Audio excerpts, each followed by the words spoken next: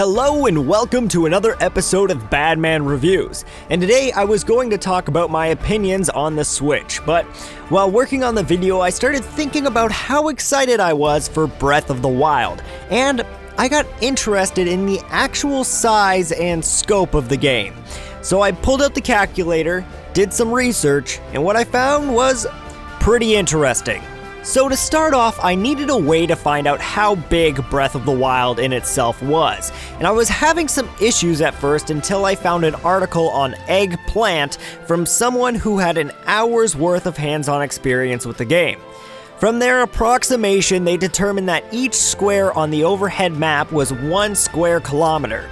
Doing some quick math, they discovered that the map would be about 360 square kilometers. Just a reminder that this is an approximation of the map that we can currently see, so if there is more that isn't included in this calculation.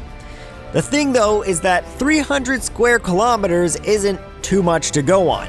What exactly does that mean? So I went to town with Photoshop, a few calculators, and my brain to get a good representation of how big this game actually is. Starting off, let's put in the Breath of the Wild map.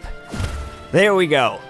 Now let's compare it to a game many people have been drawing parallels with, Skyrim's massive 37 square kilometer map.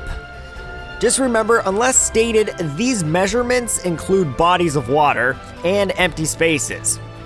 And at a quick glance, we can see just how big Zelda's really going to be. But let's not just stop there, let's compare it to some past Zelda games as well. The fan favorite Ocarina of Time's actual playable space looks like a pretty small dot compared to Breath of the Wild at 0.5405 square kilometers. On the other hand, the largest 3D Zelda map to date is Twilight Princess, which, put all of its playable area on this list together, still looks tiny in comparison to how massive Breath of the Wild would be. So, we've looked at a lot of small comparisons, but how about we look at some content that reaches a bit closer to the scale we are trying to see here. First off, we have Grand Theft Auto 5, a pretty decently sized game world, but not quite large enough, not even covering half of the map. The only game I could find that reached even close to the size of Breath of the Wild without going over was Witcher 3, not including the DLC areas, hitting 136 square kilometers, which, as you can see, was only half the size of Breath of the Wild. So I had to go to one of my favorite games to actually get a good size comparison. Xenoblade Chronicles X, a fantastic open-world RPG for the Wii U, which clocks in at a massive 400 square kilometers, only 40 square kilometers larger than the Breath of the Wild map.